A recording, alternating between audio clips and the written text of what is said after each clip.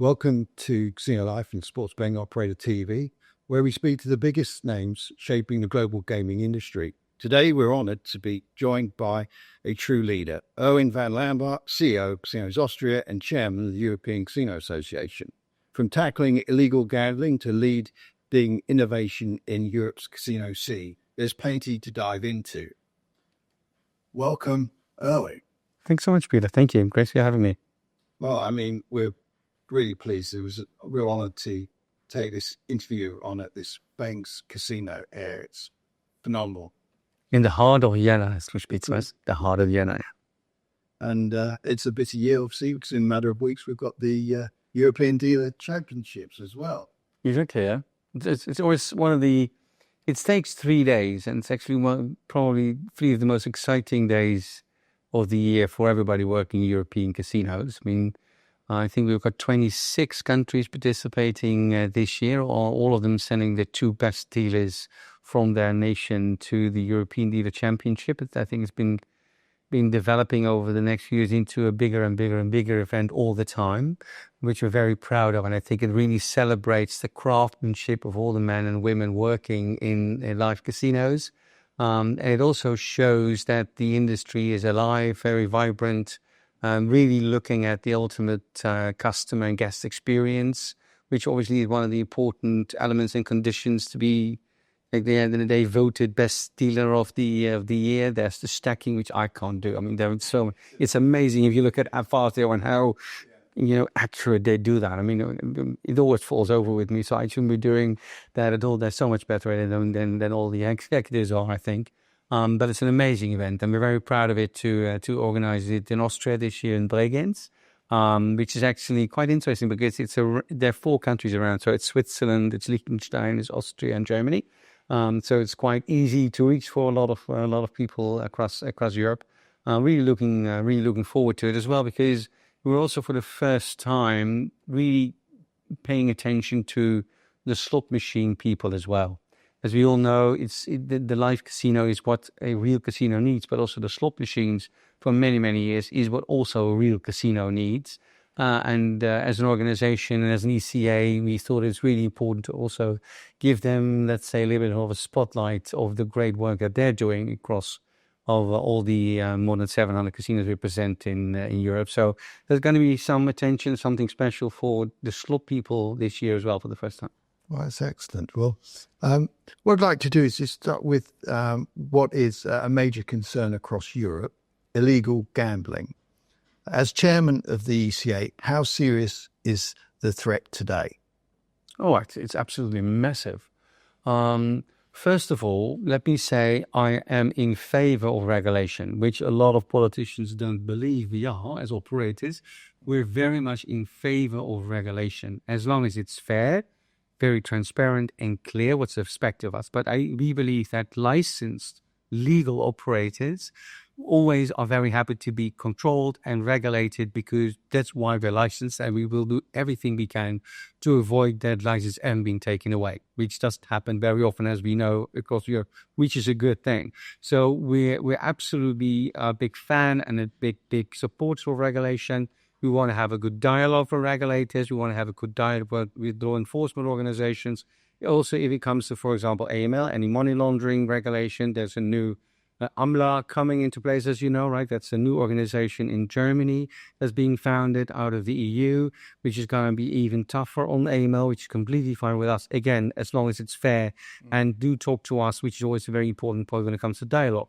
But the market of illegal gambling in Europe is completely disregarded. And that's really weird, because basically we have found out now 3 years in a row as an ECA with independent marketing surveys and market surveys, that about 70% of all revenue online is generated by non-licensed illegal operators, which is absolutely massive, which means that players are not protected the way they should be protected. The companies who are licensed all our members of the ECA do not get the revenues they should be getting. The governments are not getting the taxes based on these GGRs and revenues that they actually are entitled to, and with which they can do really good things, building schools, building hospitals, building roads, defense, as we all know, with the geopolitical situation today, where they need the money for. And in our calculations, and then we're very, very, I would say, low on our number, we believe on a yearly basis, all the EU members are losing out over 20 billion in taxes every single year, which is a massive number. Yes. So we're really trying as an ECA to get that onto the agenda of Europe. So we're a very strong advocates that, the gambling laws should always be national laws, because cultures are different, regulation is different, history is different, culture is different. So we're completely fine with that. But when it comes to AML, which is European regulation, and when it comes to the attention of understanding how big this massive illegal market is, very often linked to criminal behavior in other criminal fields as well, we really feel this needs to be a top priority. For example, for Europol, but also for the national law enforcement organizations to really do something about it. And that's why we also took the initiative to work together now as an ECA with the American Gaming Association and also with the UK Gaming Association to have a roundtable in Berlin next week, where we basically really want to have a dialogue with law enforcement organizations, with regulators and operators to say, how can we stop this illegal market? Because it's bad for the player, it's bad for the governments, it's bad for young adults who very often are being treated really badly on these illegal websites. But it's also, to be honest, very bad for our business, because it's revenue that's actually should belong with the licensed operators across Europe. And that brings me on to the next question very well, because is cross-border collaboration between regulators and operators strong enough right now? I think it's improved for sure. I think the great thing is that the dialogue is getting better. I think there's been a very long time that regulators were quite reluctant to talk to operators, which is a shame, because we have the same goal, to be honest, at the end of the day, right? I think the dialogue has absolutely improved. I think also what I'm sensing, I'm trying to be in Brussels about one day a month as well. I think that the willingness for politicians to listen to us about how the industry really works, because a lot has to do with knowledge, right? If you don't know how it actually works, what is the dynamic of the industry, it's really hard to have really good regulation happening, or it's far too emotion-driven instead of fact-driven, right? So is it okay? Yes. Is it getting better? Absolutely. Is it good enough? No. We need to further work on it, which is, I think, also a very important responsibility for ourselves as operators, right? So we need to put a lot of effort and a lot of energy and a lot of time into it, because at the end of the day, we do care about people. We care about not only our own industry, we care about people in general. And that basically demands a certain investment on time and also explanation and putting, really effort into having that dialogue happen. So with that said, what policy changes or enforcement tools would you like to see implemented? I think IP and payment blocking is really crucial. I mean, if people are operating companies that are non-licensed, first of all, they should simply not be doing it. And there's a difference between illegal, or legal, which sounds a little weird maybe, but let me explain. So illegal operators for me is they're not legal companies. They're most of the time based in very exotic areas of the world. They basically offer their products wherever they want to go, and they have an IP address change within 24 hours, right? So if you would have IP and payment blocking in place, and you find out that one of those operators is really illegal, you can put them onto black if you have the regulation for it immediately. Probably they will then jump into another address, so you need to be very alert with it. And if you then also have payment blocking, so actually consumers cannot use their payment methods to actually play on these illegal websites, that's a very good thing to do. So they're non-licensed anywhere, they're illegal completely. Then we have what I call illegal. So basically they're legitimate companies who sometimes are even public companies. They're trading on the stock exchange, and they have a license in certain countries, and in certain countries they do not have a license. I have a problem with that, because if you really are a company that has shareholders, you should never be active in a market where you do not have a license. And if you think that should be changed, you either go to politicians or you apply for a license.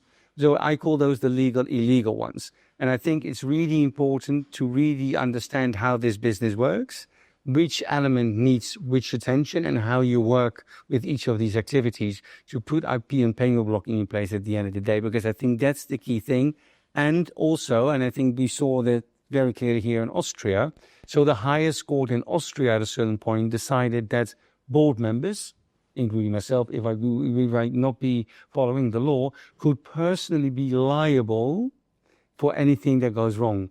And I mean, we've got an operation in Australia, we've got an operation in Switzerland. We all know how tough they are when it comes to being appointed in a certain executive position. I mean, it took me 6 months when I became a member of the supervisory board of our Australian operation to be appointed. I needed to fill out 48 pages, including if I had any art at home or what the value was, if I had a private car and what the value was. So it's very, very, very strict. I don't have any problem with it because I've nothing to hide at all, so completely fine. They can check whatever I want to check. But I think by having also, executives and management really stepping up and operators stepping up saying, we think this is really important to take this seriously and let's protect people better. I think that's another really important thing we need to do, because it really hurts the reputation of our industry. And that really annoys me, because the license operators are professional companies. We're very good at what we do in land-based and online operators when we're licensed, because we're very well checked. And we really need to focus on the illegal activities and stop that, because they're bad for everybody who plays there. Right. Player protection is top of mind across the industry. What's Casino Austria doing differently in 2025 when it comes to safer gambling? Okay, I think that responsible, safer gambling is a continuous process. It never stops. So you can't say, we have the protocol in place, we have the regulation in place, that's fine for the next 5 years to come. Because the behavior of our guests and players is constantly changing, specifically for young adults, right? So, for example, we actually, for our online operation, Win Today here in Austria, we said a young adult until 24 years old used to be able to play 800 a week. We said for a young adult, isn't that too high? Because then you're basically talking about 3,500 on a monthly basis. Yeah, I've got two boys, 25 and 21. They play online, of course they do. Like all their best friends do as well, right? I mean, if there's Champions League going on or the Olympics, or of course they're doing it. Luckily to say, I think I've explained it well enough not to play too much, but they like it as well, which is completely fine. But I would say for my 25 and 21, if they would spend 3,500 a month on online gambling, I would get really nervous. So what we did here is actually, we suggested to the regulator, we believe we should take that down, which to be honest costs us millions on a yearly basis in GGR. But we believe it's much better to have a very sustainable relationship, also when young adults, when they're 18 years and older, to play with a regulated, responsible, attractive operator. And if they can afford more financial means later on, that's fine. But as long as they're 24, we basically took that down to 250. We're doing the same in our land-based casinos. So if someone who is 23 comes several times a month, the moment they go over 1,500 in 3 months, which is even tougher, we will have a discussion with them, and we'll ask them, where does your money come from? Do you have a job? All the questions that they were very used to asking in our industry when it comes to responsible gaming. So I think that we're constantly evolving, and we're now very much involved also with innovation, AI. Of course, we're looking into AI as well. How can we predict behavior? What can we do? What can we learn from it? How can we implement it as quickly as possible? But I think the most important thing is it's a constant daily job. It never stops if you really do care about it once again. So with that in mind, Erwin, I would like to actually confess that, it's a confession, but I, with my websites, was a victim of these illegal gambling operators. They bought banners on the casino and the sports betting operator domain. So I was unaware of it. We got the situation once we were made aware of it, sorted out. I got someone involved in regulations, and they put in place a strict structure of policies and terms and conditions. And so with any luck, we're going to now be clean and continue so. But the thing is, if it's that easy, with no instance, it was in excess with both websites, about 70 banners. There are others, when we looked into it, that thousands of these websites with these illegal gambling sites advertising, and they involved likes of Meta and Facebook. I mean, there's nothing been done about that either. Absolutely true. So I recognize your story completely, and I'm sorry that it happened to you as well. So obviously what's happening on the internet nowadays, it's obviously very easy to promote illegal gambling websites onto licensed and very legitimate journalistic websites as well. I remember in my last year at Holland Casino, when I was the CEO there, they even used a video of mine promoting under the Holland Casino brand and logo with everything on top of it, including my video, to promote going to certain websites. It had nothing to do with Holland Casino whatsoever. I think we're trying to reach out as an ECA, but also individual members to Meta, because we also see that on Instagram, Facebook, very, very heavily, sometimes not even on TikTok, which has a very young population using TikTok, right? You see that these illegal gambling operators actually use these internet access instruments to promote their gambling product, which is really, really, really bad. And I think there needs to be regulation coming that Meta or anybody who is actually accepting the advertising of illegal products in general, not only gambling, because there are also examples out there, for example, when it comes to medicine, right? Illegal medicine, which are not approved in Europe whatsoever. There's also being promoted on these kind of websites and instruments. So it really needs to stop, and people really need to get how harmful it is at the end of the day, and how easy it is to actually try to convince players to go into an illegal environment and play there and leave your money behind, right? And I think that it looks, to be honest, it looks quite good. I mean, if you look at the marketing quality it doesn't look shady at all, which is the main problem probably. And one of the things that we're also trying to work for now is that local regulators very clearly state on their website, for example, which are the licensed ones and which do not have a license. Do not play with the non-licensed ones and the illegal ones. Only play with the licensed and controlled ones, because that's where your money is protected and that's where you are protected, right? So there's also a job, I think, for the regulators across Europe, if there would be a certain logo per country, to say, okay, these are the legal ones and these are the bad ones, because you need to really clearly separate one from the other. And I think it's really harmful. And as we all know, young adults are so good at finding their way into the internet, which I understand as well. I mean, if you get an offer of, if you play with us, you get €3,000 in bonuses, of course that attracts them, right? They're never going to get their money back, probably. They're going to spend much more money. They're not protected. There's no limit. There's no way. How they know that it's legal or illegal? So, no, absolutely. So, very good that you took care of it. We do the same here. And I know that, for example, in France, they now have started a court case against Meta because, the logos of several of the land-based French license operators is being used to attract them online, and there's no online world, as we all know in France, to go into illegal websites. And you really want to stop this. At least we really want to, and I'm quite sure law enforcement, politicians and regulators want to stop this as well. When you talk about the fund earlier, about 20 billion, I mean, that's a big loss to the European economy. Massive. And I think every EU country now has either a deficit or has real financial challenges. Yeah. So if we all together, if we would even be able to get 50 or 60% out of it, we're protecting people so much better. And it still means that 12 to 40 billion euros, and probably this is growing, will come into the government's pockets every single year. And that's good for us, it's good for the consumer, and it's good for the governments. And it's also good for law enforcement, because at the end of the day, they can do their job even better if we have good regulation in there where how big the problem is, because we call it an iceberg problem.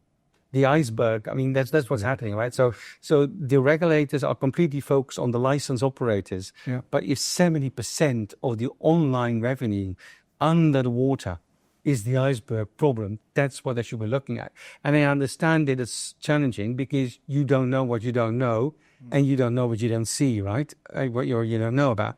But it's really crucial that they get that message across. And we've got several data available, which we're doing to share it with them. We had a very good meeting at Europol several weeks ago as an ECA to talk with some of the senior executives there to flag how big this problem is and what can be done about it.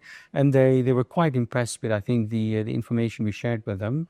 And they're also very willing to seriously look at it, because also Europol is looking for an extension of their manpower, which they need, I think, and to protect us all better. And once the AMLA is in place, and the executive had been there as well for a few weeks, we definitely will ask for a meeting there as well to explain to them also on the AML front how important it is to tackle this problem.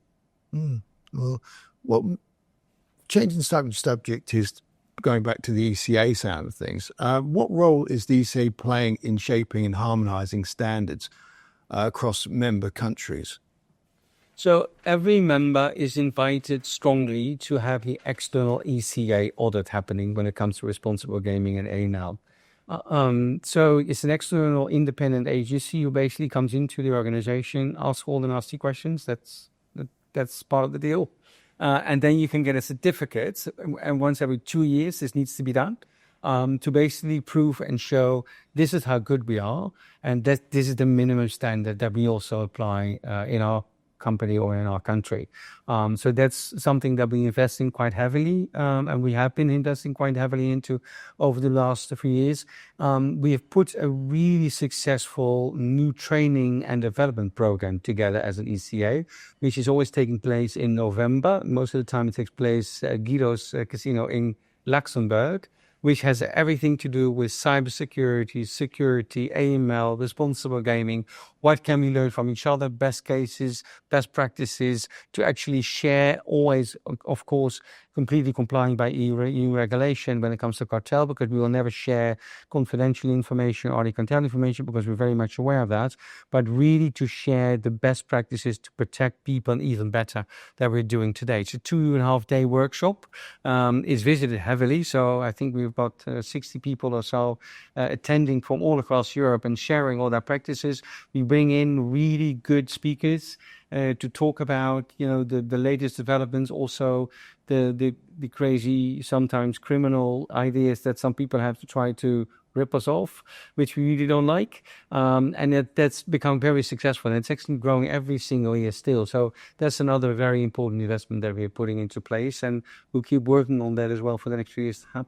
So that's the ECA side. Bringing it back to your involvement, obviously, as CEO of Casinos Austria, casinos must redefine their value proposition as entertainment destinations, not just places to gamble. How is Casino Austria stepping up to this challenge? I think threefold. First of all, we really want to be a complete, honorable, integrated part of society. So the old days where it was non-transparent, you couldn't look outside, there was no daylight, literally. We're not like that at all. We're actually part of the touristic product that is actually being offered in each of our cities and regions. We're very important here when it comes to tourism, I must say, right? You also pay quite a bit of taxes here. We should come back to it maybe in a minute. But that's first of all. So we really want to be a full integrated part of society, of the tourism product that's being offered, and about the, let's say, touristic and business travelers' behavior. I mean, that's the first thing. I think the second thing is we're very much aware that it's not only about the game. Of course, a casino company is a casino company. It's about the game at the end of the day. But I think we want to be much more an entertainment product, which are we're much more involved in customer journeys. That is a much bigger picture. Great food and beverage is important. We have quite a few venues which are crucial when it comes to conferences, concerts, and other activities and events that we're organizing to really get traffic going. We're doing really well on the traffic at the moment. So we're again around 3.5% up in comparison with last year when it comes to the volume of visitors. The average spend is slightly low, which has a lot to do, I think, with the economical situation at the moment in Austria, which is quite challenging. But we do see that we are finding, and that's a third point, to find younger generation people coming in. So I think we've refined the product that we have in the experience zone in quite a few of our venues. We try to add 1 or 2 every single year into our larger venues, which is really crucial. And I think the mix of the generations is really working out well with us.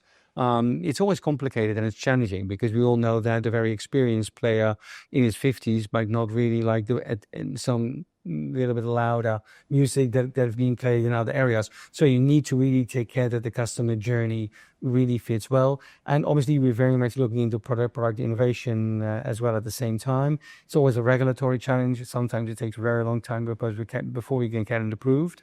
But I think those definitely are the 3 really key elements that we're working on together with inclusion. So, and that's on both sides. So inclusion on the, I would say, guest side, right? So we really want to be inclusive for everybody who wants to come into our houses and play with us online. But also at the same time to be as inclusive as possible also on the staff level of it. So, we have several ladies, really good managers in leadership positions. And I think it's really important to even get more women into leading roles into the industry. I think it's really crucial to work on that as well at the same time. Excellent. Well, you've touched on this already in your answer to that question, but how are you approaching digital transformation and while still delivering the classic casino experience? I am absolutely convinced that online can promote land-based and land-based can promote online. Because what we see happening is that if people start playing online first and they visit the live casino product, we actually invested a lot of money into our own studios here in Vienna. It's open by the beginning of April. In German, even with the Austrian dialect sometimes, which is not unimportant in this country because of the heritage.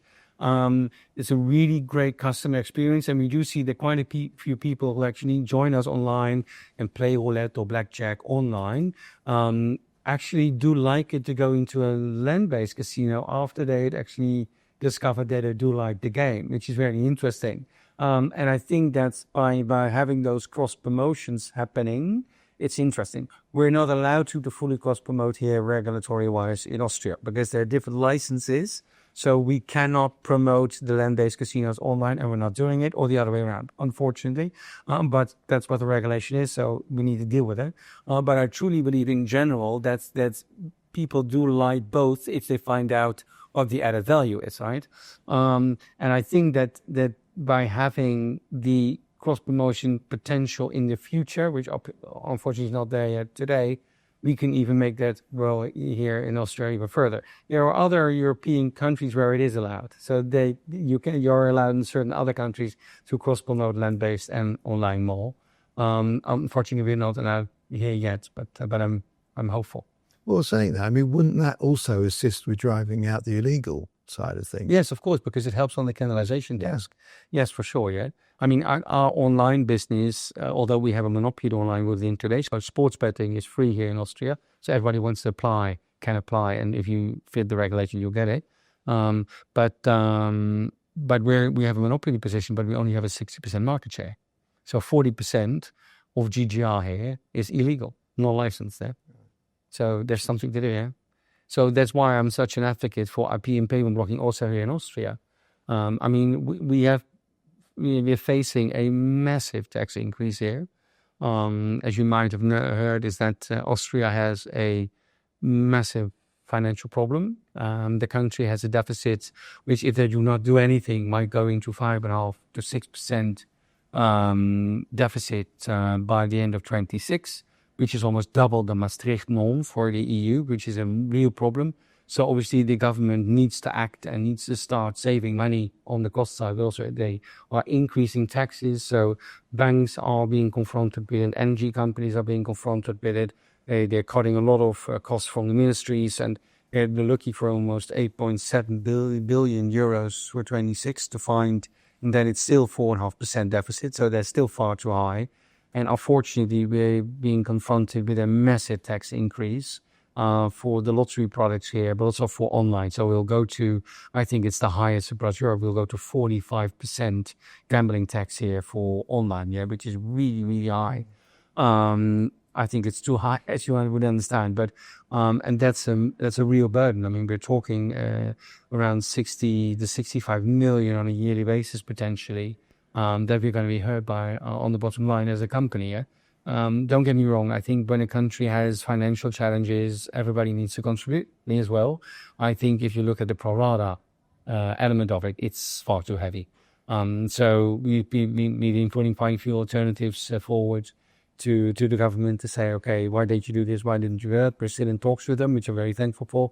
So we do have the dialogue with the finance ministry about how this can be solved, always based on, the responsibility that we have as a company to offer the products to the market that we give. But, if you then only have 6% market share and basically a huge amount of money, 20, 30, 40, 50 million of GGR is going somewhere that actually belongs to us because we have the monopoly under these circumstances, it's absolutely crucial that that being payment block can come as quickly as possible. I would say in January 1st already in Australia. So, I mean, sustainability is a big topic. How are ESG goals shaping your investment strategy? Oh, very much so. I think it's completely driven by it.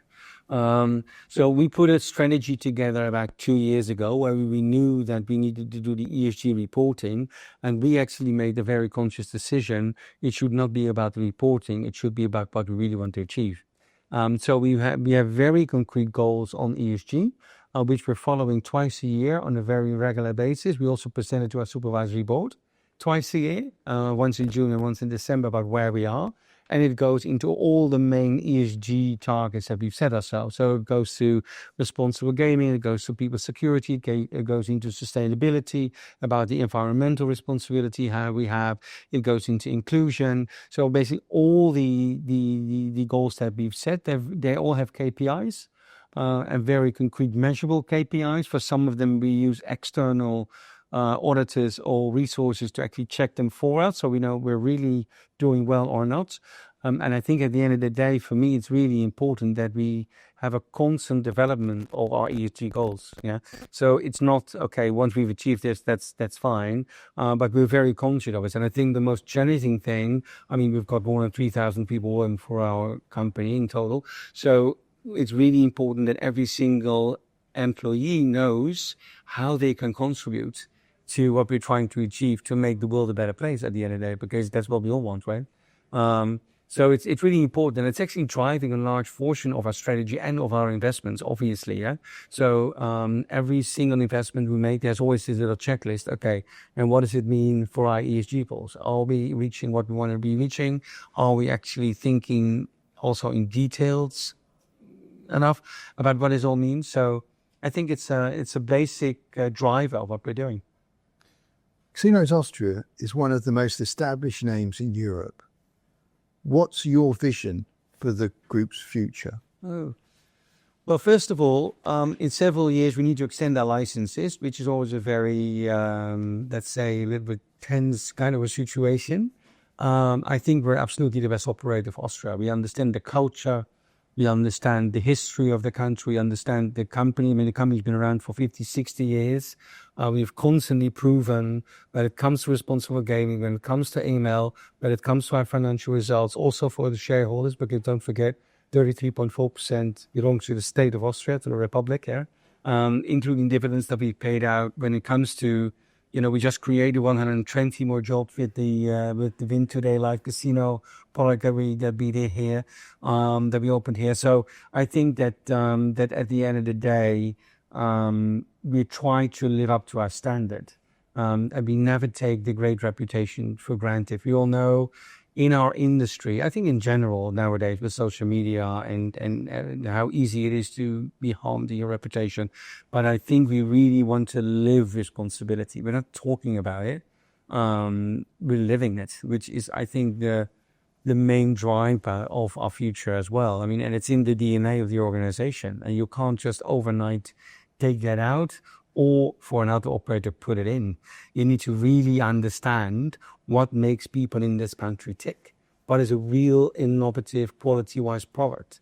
And how do you contribute to society? I mean, if you look at how we support all the social organizations here, sports, for example, arts and culture, We do that not because it brings us more money, because a lot of the sponsor contracts are not directly commercially so interesting for us, but we really want to go back to society, which is, I think, what a lot of lottery companies, but also a lot of online and casino companies are doing. And I think by taking that very seriously, but also put the fun factor into it, is a key thing. So I think our reputation is really strong, also internationally, I must say. So that's really good.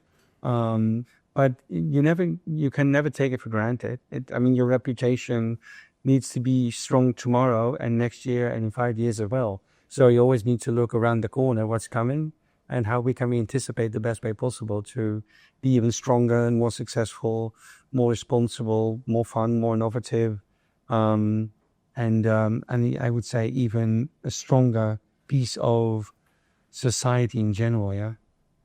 Well, Erwin, thank you for your insights. The final question: what message would you like to send to operators, regulators, and stakeholders across Europe as we look ahead to the future of this industry? Keep up the high standard of professionalism. Celebrate the craftsmanship. Be proud of our industry, because we have a very good industry across Europe. We're very good at what we do when we license operators. So share that pride within generations to come, both guests and employees. And please help us to fight the iceberg. The iceberg is far too big, and it takes away crucial elements that we all need for the next 5 to 10 years to come.